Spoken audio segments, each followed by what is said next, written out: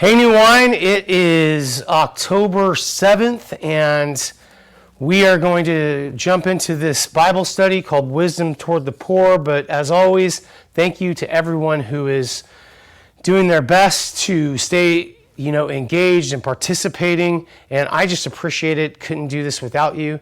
Couple of announcements I want you to know, and this will go out in an email form if you don't catch it in this and doesn't make enough sense to you, is we are going to take two big steps back to normalcy. First one is that on October 28th, we will be doing a outreach at the Residence Hotel. Now, we have continued to do Restoration Wednesday, but on that particular Restoration Wednesday, we are going to do a Halloween outreach to the kids that are there. So we need volunteers. So right under the study guide notes, there is a spreadsheet that you can just click on and fill in whether or not you can make it or not. Actually, we don't need to know if you can't make it. We just need to know if you can. Please do not feel compelled to if it's not a safe thing to do, but we need to know how many people are going to show up so that we can keep things safe for everybody. But we got a lot of fun things planned. We'd love for people to wear costumes, donate some candy. You want to donate money so that we can buy more food, more stuff for these kids. You can do that as well. Just go to newwinebakersfield.com and, just signify that's what you want money to go to. It's just an exciting thing we're doing, and everybody from the church is invited to come and volunteer, and we'll have a specific safe thing for you to do if that's the case, but we need to know in advance. So if it's the Wednesday before, just don't even sign up. So October 28th, you got a week or so that you can decide whether you're going to be part of it, and then let us know so that we can make plans to keep everything safe. Apple Corps and Bakersfield Recovery Services are doing the same, and it's just going to be a great event. And that's a step towards us getting back to normalcy. The second step is we're also going to, on Wednesday nights, as the first step to coming back to meeting in person, but we're going to keep live streaming and doing this YouTube stuff as well, so you don't have to feel compelled just because everybody else is doing it. But we are going to have a Wednesday night Bible study. Now, this doesn't replace cohorts. That will get back into full swing, and it's not replacing Sunday. That will happen eventually soon. But the first step we're going to take back and kind of make sure that we have all of our social distancing and all of our protocols calibrated is that we are going to have an in-person Wednesday night Bible study. We've had great success with Restore, and we kind of know what we're doing, but we want to test out the building and make sure that we've worked out all the kinks. And so we're inviting you guys to come to an open forum Bible study. If you've never been part of an open forum Bible study, it essentially means, while I'm going to lead the Bible study, I'm also going to engage with you, and you can ask questions and you can share what you are learning and insights so that we can all grow and be edified together. And that's going to start the week after Restoration Wednesday, which I believe is Wednesday the 4th or the 6th, but you know me, I'm not good with dates or what time it is. So we're going to get right into this Bible study, okay? Those are big announcements, but I kept saying, hey, I'll tell you soon. Today you heard some big announcements, okay? So we've been talking about wisdom towards the poor. And today we're going to look at another Hebrew word that describes poor people that's used in the Bible. Now, I want to say some of these passages I've already read to you, and that's because it says poor twice in it, but generally different words. And you would say, well, some of these words kind of have a similar definition. Why, isolate them as something different? Well, in studying the Bible, there's a rule, and it's the main rule. Context rules. Meaning you have to understand the context. And if you don't understand the context, it leads you to what we call in hermeneutics a pretext. And a pretext essentially means it's a misinterpretation of the text. And so the reason why we learn Hebrew words and look at what they actually meant, when they were written, is so that we can understand the context of it. So the word we're looking at today in phonetics, it essentially is pronounced Ibwan, or kind of sounds like Yvonne, but it's Ibwan with a B. And in a sense, especially emotionally or subjectively, it's feelings of destitute, being a beggar, needy, or a poor person. It's what they would use to say this person is not just, poor in reality, they also feel very poor. Now, how would a poor person not feel poor? Well, in our culture and society, there are a lot of people who are poor, that compared to the rest of the world are rich. And somebody said, how come I don't talk about that? Well, let me talk about that for a second.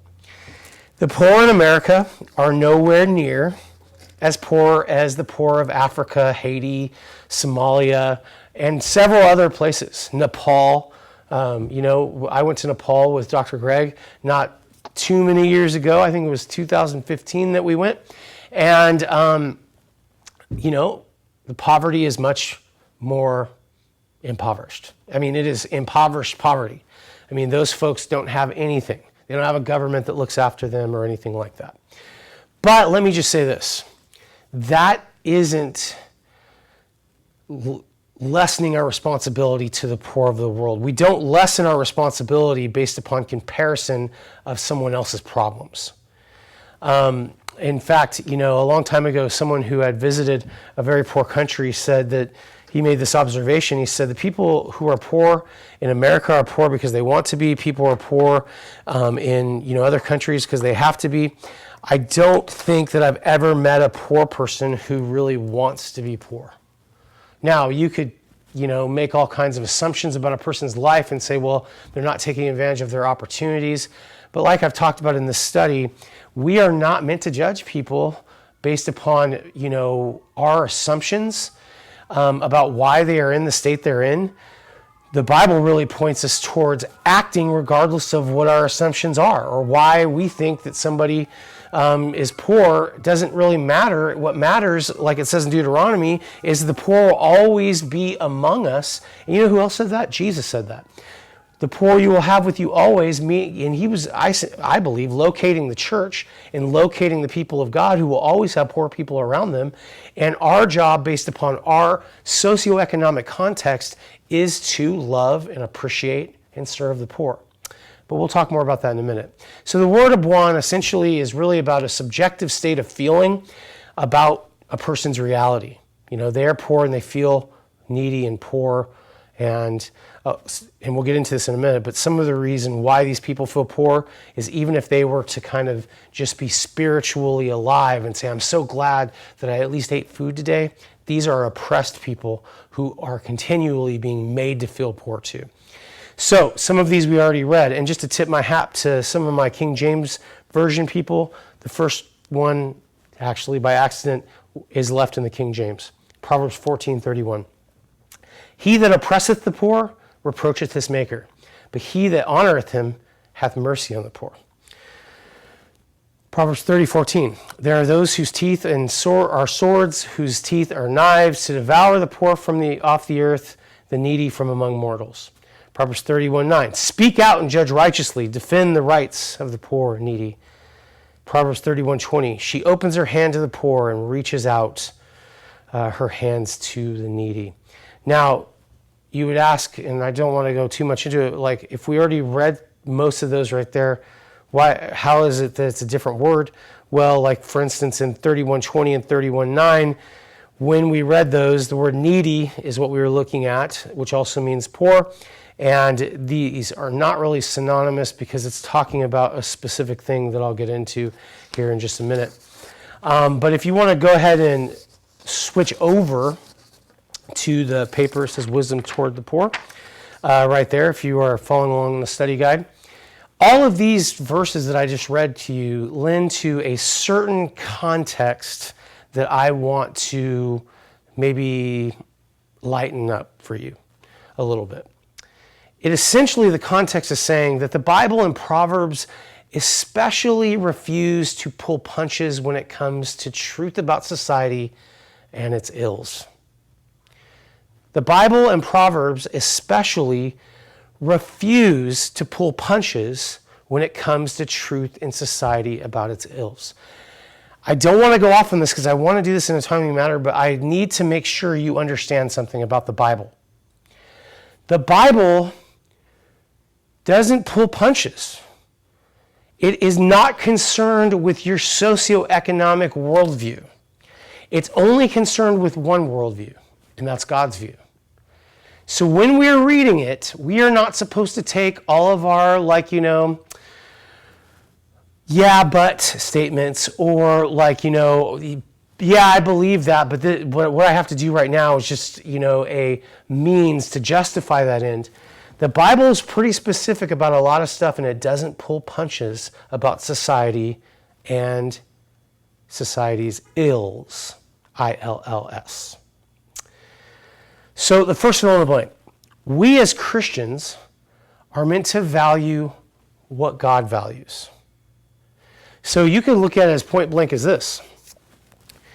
If God values people over progress, then you are supposed to care about people more than progress. Or if God values charity over prosperity, then we are supposed to value charity, not prosperity. Just saying. The second fill in the blank. So the first one was Christians, the second one is God. The second sentence with fill in the blanks is, we inherently have less than God. Okay, so the first one is less, the second one is God. Yet he is generous, the third one is generous toward us. So the second sentence reads, we inherently have less than God, yet he is generous to us. We are all poor before God. In fact, that is the story of people worshiping gods. Is God has more, and so we have to sacrifice things to make God happy. And in like Psalms, God changes David's perspective, and he goes, if I was hungry, would I ask you to sacrifice a bull for me? He says, all the cattle on 1,000 hills are mine. God is not confined to abilities based upon resources and opportunities. God is outside of time and space, and power is not even power to him. Everything is ultimately his, yet he is generous toward us. So the next one is kind of a continuation. Therefore, we have, in the first blank is obligation, or the obligation, the word in the first blank is obligation, to be generous towards those who have less than us. And honestly, I'll just say this goes for poor people, but poor people really, I've never really seen them have such a hard time with this. I mean, there's been a couple instances that I could, think of where I've seen poor people be stingy, but generally, as a rule, poor people are generous. Like if they see people who don't have something that they have, they share what they have. And the reason is because they know what it's like to be in need. And the way that God has created us is to have a kind of, like a natural reaction that we have inside of us that's compassionate towards those who are experiencing what we've experienced. So we have an obligation to be generous towards those who have less than us. And the last fill in the blank here is ignorance, is the first one. Won't let us, the second one is off, and of course you can figure out the hook. Ignorance is not going to let us off the hook. So we're going to, continue on here talking about Abwan. So it essentially, no matter if it's a feeling of poverty because of one being oppressed, or it's an actual reality that someone has less than us, these are things that we are not going to, be able to escape, because number one, we have to value what God values, not what everybody else has, or, the worldview that we think is right. We have to, understand that inherently God has been generous to us, which means we have to be generous to those who have less than us. And, us, choosing to be ignorant or thinking ignorance is going to let us off the hook, well, we've got another thing coming, okay? So I just want to talk about 4 things real quick. And after these 4 things, I'll shut up. So going back to the last thing I said, ignorance is not going to let us off the hook. But what I want you to understand, and it's right there on your paper, culpable ignorance is oppression. Choosing to be ignorant so that you can experience bliss is oppression. Now, you may not be physically or systemically part of a system that is oppressing people, which we all kind of are, but you don't literally have to kick a poor person in order to hurt them. You can do so by kind of not caring about what happens to them, or closing your eyes to them when you see them, or letting people mouth off about philosophies that really don't take the whole person into consideration. Like I've talked about this a bunch of times. I don't want to keep repeating the same idea and phrase, but like, if you are like of the opinion, oh, well, if I help this person, it's just going to enable them to keep doing things bad. Well, that's dumb. You're not supposed to be concerned with anybody you're not going to be in relationship with. You're supposed to give to those who ask. So if you have extra on you and you see a person in front of a liquor store begging for money, I don't really think that you're supposed to be concerned with their treatment plan for addiction or alcoholism as much as whether or not they get some food in their stomach and that they survive for the rest of the day. Being ignorant, especially culpably, like saying, oh, well, I didn't know what was going to happen, even though you may know what's going to happen, they could die or something like that, is oppression. It is putting a person based upon their socioeconomic status on a lower level than you would someone who had more than them. And that is oppression. And it keeps people in the situation that they're in. And it goes a little bit deeper than that. Refusing to be around society's ills or, engaging people in a relational way is marginalizing people to the point where they are a certain type of people who don't really have a story that you should pay attention to, and saying that, they're trash. Well, I understand in our political culture that, it's okay to call people trash now and to reduce people, down to being less than a human being because of their socioeconomic status or their cultural status or whatever it is. But that's not God's point of view. No human being is trash, not even the mentally ill ones or the ones who have done something that deserves poverty. Like it says in Deuteronomy 24, I already mentioned this, they'll always be around us and we are to be kind and compassionate to them. Now, I know there's a million things that we think about, and I could probably get a few emails over this saying, what about this and what about this? My point in this is, all of those things that you would come up with as hypothetical scenarios are things you have no idea if they are true or not. All I know is this, is that we are supposed to respond with compassion towards the poor. And if we are ignorant about it, it doesn't let us off the hook, and culpable ignorance makes us part of the problem and is even oppression. Now, listen to the book of Proverbs real quick about what it says. Starting in chapter 24, verses 11, this is what it says. And of course, the context is going to be a little bit murky here, but just follow along for a second and you'll get what I mean. In 24:11, it says, rescue those who are unjustly sentenced to die. Save them as they stagger to their death. Don't excuse yourself by saying, look, we didn't know. For God understands all hearts and he sees you. He who guards your souls knows you knew, and he will repay all people as their actions deserve.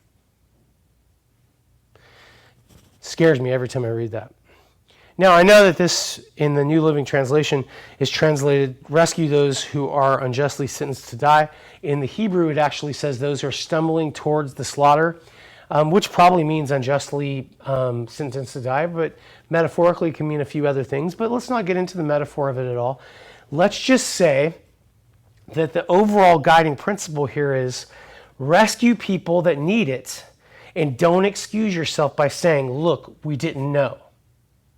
Because God knows that you did. Now, maybe sometimes you are genuinely, truly ignorant. But in a minute, I don't know if that matters, what we're going to talk about in just a second.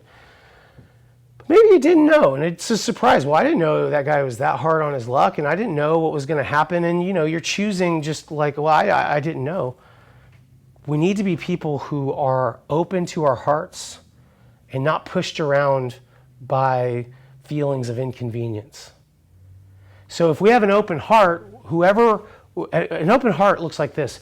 I am thankful for all the generosity that God has given me. I love the way that God has helped me out in my life. And so that gives me an open heart. So when other people come up to me and they look like they're in need, I am ready to give to them because God has been so good to me. And they're not just going to get $1 from me. They're also going to get a bag of chips and a soda. And I'm going to tell them about how good God is and what he's done for me and let them know that that is the reason that I'm giving it to them. But if I'm like, I just don't know, I don't got time for this, God knows that we know. And that's a scary verse because like last thing he says, he who guards your soul knows you knew, and he will repay all people as their actions deserve. So that brings me to the next thing I want to talk about. It's still talking about ignorance, but ignoring the poor, like acting like they're not there, or treating them like they're less than because they're poor, is ignoring the image they were created in. They were created in God's image. And that is a scary doctrine. You know, like it sounds like such a beautiful one because like we're all created in God's image. We're all God's children. But man, if you start going down that biblical thread and talking about this, it means that your enemies were created in God's image. It means the people that you're angry with are created in God's image. And when you get closer to the end of the Bible, like let's just go to Matthew 24 real quick. I mean, when you get into like, you know, the nitty gritty, when it's talking about end times and stuff, I mean, it is really, really scary because like, I don't get to make like these honor shame judgments, you know, at the final judgment or anything like that. I'm just really scared for my own life. You know, did my life live up to, you know, like what God wanted me to do and what's going to happen? All the uncertainties are becoming certain. And then, you know, this one's called the final judgment. Jesus talks about separating the sheep from the goats. And you know, you can read it. It's verse 31 through 46. But I'll just tell it to you for the sake of time. And I've said this a bunch of times before, but Jesus says to those on his right hand, who are the ones who are called the sheep, he says, hey, blessed are you, come experience the kingdom that was prepared for you from the beginning of the world. Because when I'll just read this part for you. He says, where are we at? He goes, for when I was hungry, you fed me. When I was thirsty, you gave me something to drink. When I was a stranger, you invited me into your home. When I was naked, you gave me clothing. When I was sick, you cared for me. When I was in prison, you visited me. So even there, like people who were guilty enough to go to prison, you know, they were visited. It says, then these righteous ones will reply, Lord, when did we ever see you hungry or feed you, or thirsty or give you something to drink, or a stranger and show you hospitality, or naked and give you clothing? He says, when did we ever see you sick or in prison and visit you? And he say, I tell you the truth, when you did it to one of the least of these, you were doing it for me. Wow. So the least of these, when we serve them, the ones who are the lowest in our society, the lowest class. That's another synonym for Ibuan. The lower class means like, you know, generally Ibuan, they're from the lower class. When we did it for them, we were doing it for Jesus. So when we serve homeless people or people who have less than us, we're not doing it for Jesus, we're doing it to Jesus. And I think that, you know, like I said, if you follow that line of thought, like we're created in God's image, Jesus, the second Adam, created in his image, and he was called the Son of Man while he was here. He is talking to people who would have understood his whole doctrine and teaching, and he's like, when you help the least of these, you're doing it for me because they are created in my image. So when we ignore them, we are like essentially ignoring the very idea that these human beings were created in the image of God. When we see them and listen to them and help them and take care of them, we are recognizing the image of God in them and setting ourselves up for a pretty awesome reward. Now, the goats, they say it's almost verbatim, except, you know, they are going to eternal punishment because they didn't recognize God in the least of these. And just like these folks who were surprised, so are the goats, because they're saying, when did we ever do that to you, Jesus? I mean, there's this song, it's really old, but by a really interesting guy. But anyways, I can't even think of his name right now. I'm sorry. I'm just kind of wrapped up in this. He essentially, it's called The Sheep and the Goats, and he says about the goats, they're like, well, we went to Bible study, you know, we gave it the pot, you know, food at the potluck. We did this and did that, and Jesus says, get away from me. You never knew me because you missed me because I was hiding in that poor person right there. I mean, ignoring the poor is ignoring the image they were created in. And according to this context of these, verses we read, also it's important to understand that not speaking up with compassion for their human rights is being complicit with their oppressors. The whole, and this is a bigger thing than just towards the poor, but the whole idea that it's every man for himself, or every family for themselves, or every woman for herself, that is not a biblical worldview. We need the poor. They need us. We need community. I mean, they need community. I mean, this is a bigger deal than what I'm going to get into right now. But if we hear people putting someone down because of their socioeconomic status, or maybe making fun of a side of town, saying that's just where a bunch of trash live, and thinking that like our side of town is better, or that there's just a more quality type of person at this school or that school, or all of those different things. Not speaking up for these folks that you probably don't even know is being complicit with those people who would oppress and abandon them.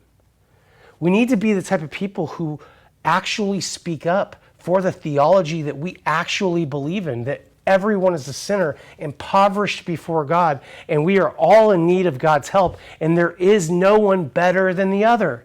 That is straight evangelical Christian doctrine, which when it comes to people talking bad about someone else's socioeconomic status, or acting as if there's better people or more quality people because of the way that they were raised or the socioeconomic that they grew up in, that is like crazy that you can say on Sunday that you believe that everyone is made in the image of God and that you're a sinner as dirty as anybody else, but then when you're talking with your friends at the water cooler, talk bad about those who live in Oildale or the East Side.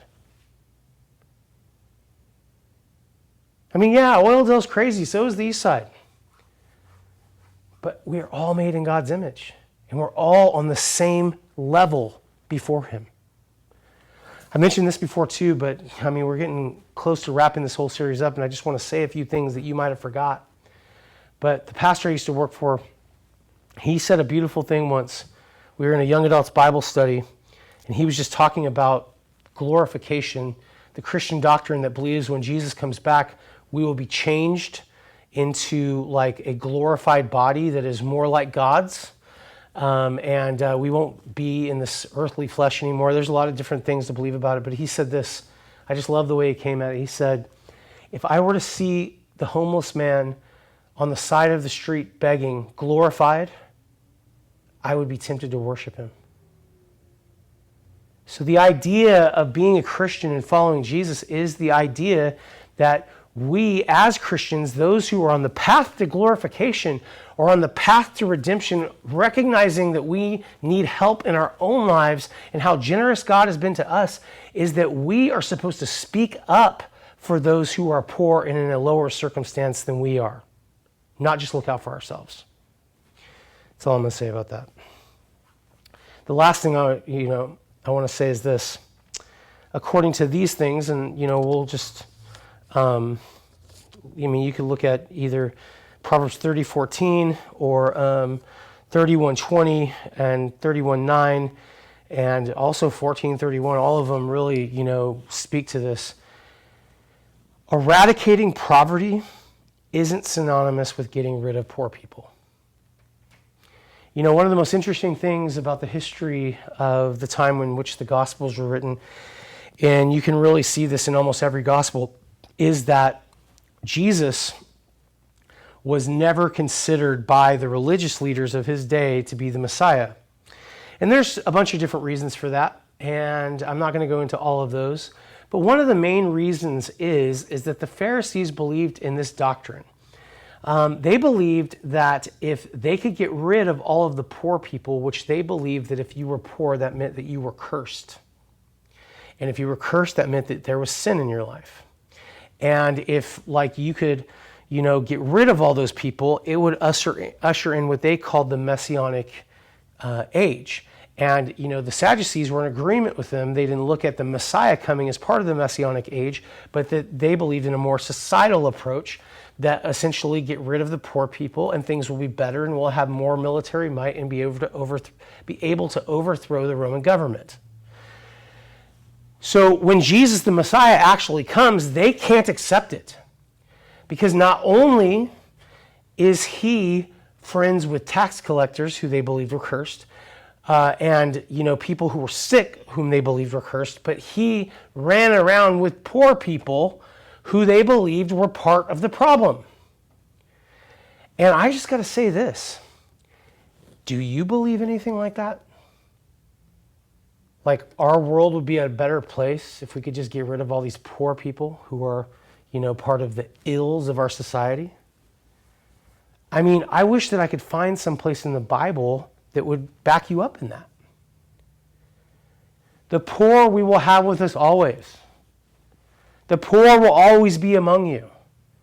We are called to be compassionate to them, speak out on their behalf, defending them since they are weaker than we are. We are called to love them, know them, and invite them in. Because when we do that, and I want this to, communicate exactly what it means to you, we are not doing that for Jesus. We are doing that to Jesus.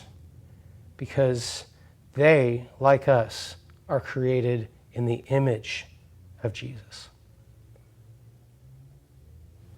I may be crazy and I may have,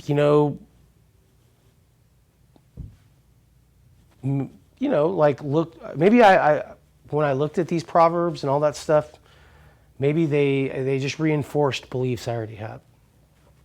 But like I said at the beginning of this study, and I'll wrap up with more of this in a very more shorter format next week, I was taught when I study the Bible how to look for threads that when you pull on, it'll unravel truth. That's one of the ways I was taught. And the way that you did that was by volume. So the subjects, in the, Bible, if you found that subject, you went all the way through to find out systematically what the whole Bible had to say about it. And I would just challenge those who think that I'm just reinforcing my own beliefs about society and the poor, and because I came from, the rough side of town. I would just challenge you to study for yourself to see if it says anything contrary to what I'm talking about. We are called to treat people the way we want to be treated. And if we don't, then we're not being biblical. If we, won't look at our brothers and sisters who have less than us and feel compassionate towards them and do something about it, then we aren't being obedient to that still small voice inside of us that's telling us to help. Not just the worthy poor, but anybody we meet. Because that's what you were created to do, because you were created in the image of God, and God has inherently more than us, yet he is generous towards us. So let us be generous towards those who have less. Peace.